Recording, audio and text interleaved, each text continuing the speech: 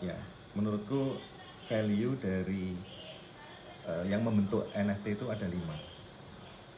Pertama adalah kreatornya, kreator dari NFT. Ketika kreatornya itu orang yang terkenal, biasanya NFT-nya itu punya value yang lebih tinggi kan gitu. Oke. Kayak di dunia nyata itu pelukis. Pelukisnya wis terkenal sih, ya wis karyane mbok opo wae. Personal brandnya sudah jadi. Pertama kreatornya. Kedua itu pembeli. Komunitas. Pembelinya. Pembelinya. NFT ini yang sing gawe wong biasa, tapi sing tuku taruhna sing yang beli Neymar. Eminem. Ya, benar-benar. Eminem yang beli. Ya. Eminem ngomong aku beli ini. Wah, langsung. Ya. Elon Musk gitu ya. Bisa semacam itu. Justin Sun gitu ya. Bisa semacam itu. Jadi dari value-nya dari kreator, dari pembeli, terus ada lagi dari ini tadi kayak apa komunitas itu biasanya ngarani iki sing goreng. Ya. Ini bisa kayak ngono. Ya. Berarti biasa sebenarnya itu. Digoreng dulu oleh komunitas, digoreng dulu oleh ini. Ya itu kalau kita ngomongnya marketing ya. Marketing bisa ngomong marketingnya. Dari marketingnya bisa. Jadi posisi marketingnya kuat. NFT ini biasa marketingnya kuat. Ya iso. Keempat, utility. Kalau kita ngomong NFT itu utility. Utility itu maksudnya gini. Aku beli NFT ini buat apa sih? Oh ini bisa dimainkan di game. Ya. Ini utility. Atau oh ini kamu bisa jadikan token khusus utility kan gini. Ada NFT yang namanya Cybercoin. Cybercoin itu utility-nya kalau menurutku bagus juga. Salah satu yang bagus. Kenapa? Aku beli Cybercoin 1. Bentuknya PFP. Profile picture. Cybercoin 1. Setiap Cybercoin setiap hari itu menghasilkan yang namanya banana. Banana. Sehari itu dapat 10 banana apa ya? Saya lupa. Sehari itu dia menghasilkan berapa banana? Untuk apa banana ini? Banana ini untuk breeding. Breeding itu apa? Nah, untuk menghasilkan kong lagi. Nah, untuk breeding kita butuh 2 kong. 2 kong. 2 cybercoin. Nah, dan berapa jumlah banananya aku lupa. Untuk breeding. Jadi nanti ada banana berapa, 2 cybercoin. Berarti apa? Kalau aku cuma beli 1, nggak bisa breeding. Ya. Gitu kan, nggak bisa breeding. Berarti aku harus join dong dengan teman. Nah, kalau enggak, banana aku tak jual. Bisa nggak? Bisa. Ternyata banananya, token banana ini bisa dijual. Tak jual. Kamu mau beli nggak bananaku? Kalau kamu mau beli, kamu bisa breeding loh. Oh ya, tak belinya. Jadi apa ya? Utility di situ. Yang dulunya nggak ada apa-apanya, maksudnya cuman gambar atau apa, jadi utility itu. Nah itu yang jadi salah satu value naik. Ya dulu value-nya si siapa? Taruhlah sekarang Bored Ape itu nggak ada value dulu, tapi sekarang dikasih value. Dikasih apa? Dikasih utility. Nah yang terakhir itu kalau aku ngomong ini apa ya, istilahnya apa saya lupa itu. Nek ngarani iki kayak dulu fenomena Ghazali. Nggak ada value, nggak ada utility, pembelinya nggak tahu siapa, terus kreatornya juga siapa nggak tahu. Tapi harganya naik. Sesaat tok kalau aku ngomongnya itu saat saja. Tapi itu bisa menaikkan value. Karena momennya pas, ininya pas, akhirnya jadi. Nah, setelah itu mau diapain ya nggak tahu. Dengan harga segitu orang sekarang fotone saka Ghazali mau disimpan piye ya, regane medun ora urusan. Tapi yang jelas waktu dulu dia punya nilai Ya. gitu kan. Terutama saat Jeju CS Nah, ada yang goreng Chef tambah Arnold goreng itu ya, terus goreng, ketika ya. ada Deddy Corbuzier wawancarain harga si siapa harga si Gozali itu naik lagi. Lagi ya. Itu kan marketing, Ya. balik lagi ke yang nomor berapa tadi, nomor Ya, 3 marketing itu. Oke. Nah, tapi ketika kemunculan itu tidak ada yang tahu gitu loh. Tidak bisa diduplikasi ya. Karena Ya. itu baru. Kayak di sekarang ada yang namanya Goblin Town. Goblin Town itu juga sama. Goblin Town itu ngerti-ngerti muncul siapa kreatornya dulu nggak tahu, terus ngerti-ngerti harganya naik semacam itu. Oh, oke. Tapi Goblin Town ada sedikit marketing yang di situ main.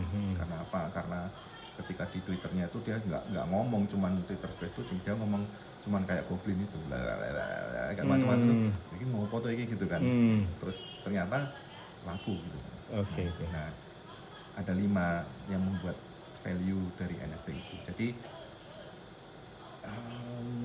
untuk create yang kelima ini, untuk kita create itu susah karena untuk create itu susah karena itu waktunya harus pas, NFT ini pas, itu susah, ini susah diduplikasi. Kalau yang 4 ini kemungkinan bisa, utility bisa didapatkan. Gitu. Kalau orang terkenal bisa diajak. Kalau taruhlah. Kalau Mas Faisal menangkap kenapa di NFT itu menurutku yang paling famous ya kan ape ya. Bored Ape. Bored Ape itu apakah itu kebetulan ataukah memang dia meniru dianggap bahwa nanti penghuni-penghuni awal jadi NFT awal atau penghuni-penghuni metaverse awal itu seperti monyet-monyet sebelum jadi manusia. Itu kebetulan atau kok Ya, kenapa kemarin kan keluar kan konspirasi itu Ya. kan, keluar bahwa muncul konspirasi itu yang namanya neo-Nazi itu ya. Yang bagiku itu bukan kebetulan lagi, itu memang ada mismatch di situ memang. Ada mismatch di situ dan akhirnya ketahuan sekarang, aku nggak tahu sekarang beritanya kok kayak turun lagi itu mungkin peran media juga. Tapi yang jelas Bored Ape dulu ketika dikeluarkan memang waktu itu memang karena yang pertama kayak Gozali dulu, kayak yang pertama ini langsung nggak ada yang ini, nggak ada yang sama kan, maksudnya nggak ada yang sama itu pas waktunya, pas muncul wah monyet terus orang bikin semua hewan dibikin kan gitu. Akhirnya gitu. Jadi kalau masalah konspirasi itu nggak tahu, tapi yang jelas kok kebetulannya itu sangat tidak mungkin kebetulan. Dan secara artistik memang mumpuni ya. Iya. Bagus banget. Ya, secara artistik juga nggak mungkin kebetulan karena apa, kayak topinya, terus apa, pipanya, semuanya itu nggak akan kebetulan. Kalau kebetulan itu mereka tetap ada maksud di situ. Tapi ini menurut saya, menurutku jadi ini nggak kebetulan, tapi ya kebetulan kok kayak gitu kan. Iya. Kalau setelah era Bored Ape itu kira-kira feature apa yang akan mewarnai setelah binatang? Kalau kita menganggap itu sebuah dia mencari inspirasi dari awal mula manusia ya, jadi dari bentuk-bentuk seperti kera, kan setelah itu kan akan sempurna menjadi kayak manusia purba, terus habis itu menjadi manusia. Iya, nggak tahu ya. Kalau maksudnya gini, nggak taunya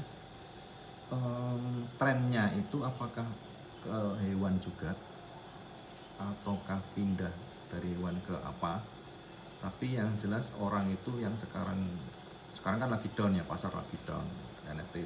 Ya ada yang beberapa NFT yang sekarang lagi kita ngomongnya bullish ya, lagi bullish itu maksudnya lagi merah lah. Enggak, lagi banyak yang beli juga. Meskipun kayak gini ini kan ada yang beli juga. Oh iya, bullish ya, baru naik ya. Kalau bearish kan turun. Nah, hewan kayaknya masih. Tapi yang jelas orang itu sekarang sudah mulai aware tentang untuk apa sih aku beli NFT itu kan? Untuk apa sih? Yang memang secara ada di YouTube itu yang mensurvei itu memang orang beli NFT itu buat di flip gitu kan. Buat dijual lagi, Ya, ya. buat memperkaya diri gitu aja. Nggak ada Investasi lainnya, ya. nggak ada lainnya wis. Ya. Kalau ngomong untuk investasi itu cuman sedikit Pak. Tapi persentase terbanyak itu adalah untuk dijual lagi. Ya, ya. Nah, untuk dijual lagi berarti kan orang masih mencari utility, orang masih mencari visual, orang masih mencari tadi value, 4 value yang salah aku sebutkan tadi. Orang yang bikin orang ini, wah kayaknya nanti NFT-nya kenal beli.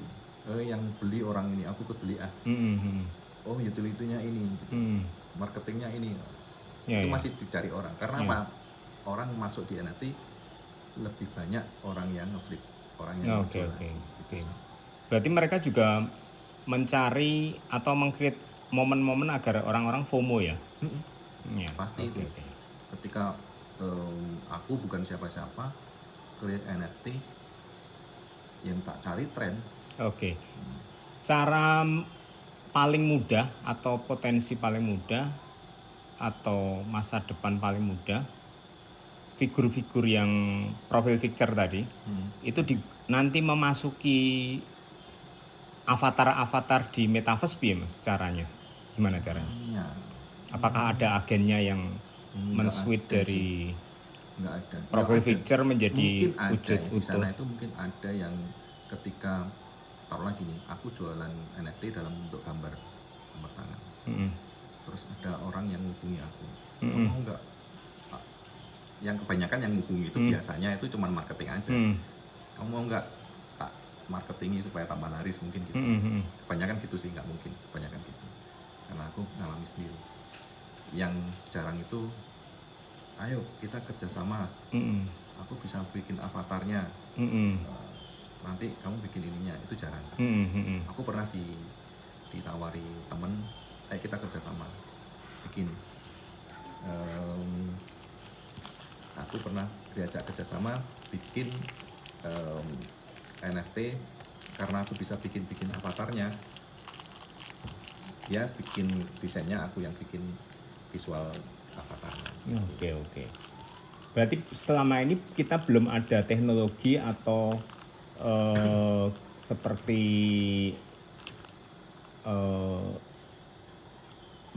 minting untuk membuat profil picture menjadi avatar, belum ada ya? Belum ada. Langsung switch gitu kan? Langsung nge-switch kan nggak ada. Belum ada sama sekali. Ya. Okay. Itu tetap campur tangan manusia. Maksudnya kita kreator yang bikinkan untuk menjadikan avatar. Ya, karena tak lihat di metaverse itu kan, di metanya Facebook itu kan mereka kesulitan membuat avatar sehingga avatarnya masih setengah badan loh. Salah satu faktornya kan mereka pengennya realis tapi sudah utuh sehingga kelamaan. Mungkin faktor itukah yang menghambat dunia metaverse tidak secepat yang kita bayangkan? Faktornya kayaknya teknologi juga. Teknologinya masih gini. Kalau aku mau semua orang dengan avatarnya itu masuk dalam domainku, termasuk dalam First-nya mereka first-ku, gitu. Ya. Berarti aku butuh koneksi internet yang tinggi, butuh teknologi yang kekinian gitu kan, supaya bisa bareng-bareng ketemu di situ, dengan kualitas yang baik. Kenapa itu susah dilakukan? Karena ya teknologinya mungkin. Itu kalau nanti 5G sudah ada, apakah akan terrealisasi? Mungkin aja bisa. Ya. Tapi kan ngapain gitu kan? Bagiku sih, ngapain pakai realis gitu. Wong di metaverse kita bisa jadi apapun. Iya, benar-benar. Ya. Nggak realis nggak masalah sebenarnya itu. Tapi realisnya itu masalahnya ya di pencahayaan mungkin itu. Pencahayaannya, ininya. Aku pengen jadi beruangnya yang beruang. Pakai baju apa yang realis kayak orang sungguhan, ya itu bisa, tapi ya itu teknologinya belum memenuhi. Ya, kalau tak lihat kan yang superhero sudah banyak ya, artinya masih memindahkan dari yang sudah ada ke bentuk-bentuk avatar gitu ya. Tapi yang potensi untuk dunia seni kan sebenarnya yang kreator-kreator yang belum pernah orang lihat, tapi bisa divisualisasikan. Mama kalau dari Indonesia banyak mitologi-mitologi itu yang bisa, itu kan menarik sebenarnya, menarik. Alam-alam dewa, putri-putri cantik yang mama kayak Rahwana yang wajahnya 10 itu kan mereka nggak mengenal ya. Ya itu bisa sekali. Tapi ya itu lagi kembali lagi ke teknologinya. Jadi kenapa Roblox itu bentuknya semacam itu? Ya karena teknologi ya. Jadi Pixelnya ya. Roblox dibikin real pencahayaan yang bagus, terus realis macam itu. Aku yakin ngelek ya. Oke, berarti Roblox terus Minecraft itu kan Minecraft kan sama. Kotak-kotak. Karena apa? Karena itu. Sandbox juga akhirnya bikin kotak-kotak kalau menurutku karena batasan itu, batasan teknologi itu. Dia bisa bikin full penuh tapi dia menggunakan voxel yang kotak-kotak itu. Kira-kira untuk desainer interior gitu ya, itu mulai bisa akan ada tren, mulai potensi untuk jadi profesi desainer di metaverse akan butuh waktu berapa lama? Nah itu ngerti aku. Yang aku ngerti gini, kalau metaverse-nya sudah jadi, kan sekarang kan belum jadi.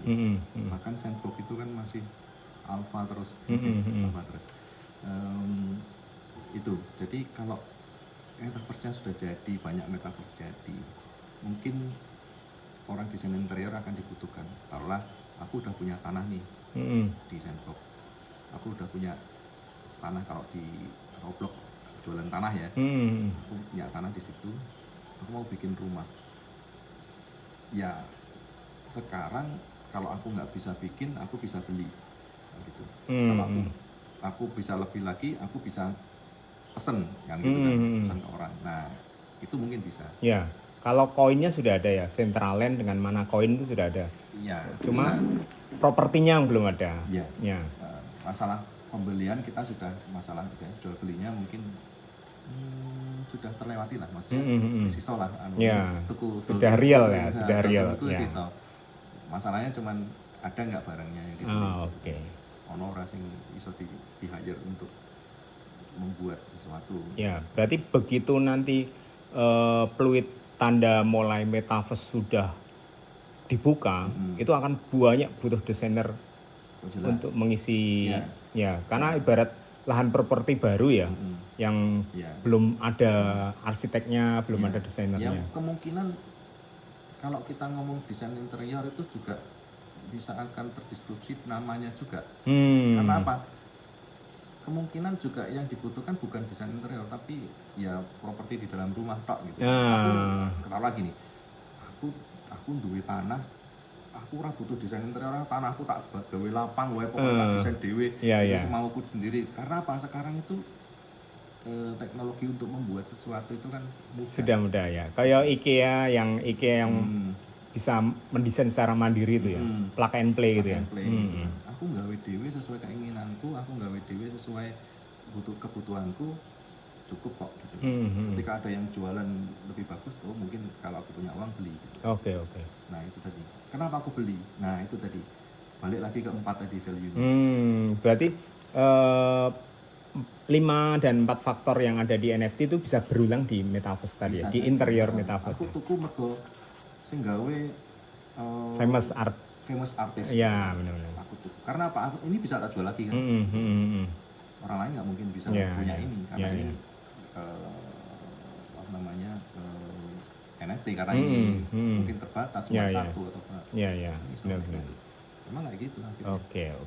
Ya, menarik Mas. Jadi mulai sedikit-sedikit kita membuat cakrawala baru ya, biar nanti bisa banyak. Jadi memang kalau aku melihat seniman terlibat ya.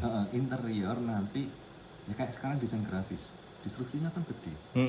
Semua orang bisa desain. Kayak orang fotografi lah sekarang. Kabeh wong iso motret, kabeh wong iso jepret, semua orang punya alatnya. Iya. Jadi profesi itu akan bias akhirnya. Fotografer sing piye gitu kan. Fotografi sing koyo apa, foto sing koyo apa gitu. Semua orang karena bisa langsung belajar. Secara teknik hampir sama Nah, itu semua teknis kualitasnya ya. Karena teknis. Cuma value-nya yang agak berbeda Nah, ya. value-nya Ya. itu tadi. Nek aku jepret aku sing butuh sapa-sapa. Mm. Beda. Ya, ya. Ketika ada orang yang famous Ya. atau kalau enggak Eminem tuku jepretanku gitu Ah. kan. Pasti jepretanku naik harganya Ya, kan benar. gitu. Ya, oke. Sip, Mas Faisal. Saya senang sekali ya ngobrol dengan salah satu aset terbaik dari isi Yogyakarta ini. Yang sangat mumpuni dalam hal teknologi dan memang dari secara olah visual juga sangat Amin. Terima kasih mutakhir. juga, Mas Pida. Ya, sip. Terima kasih.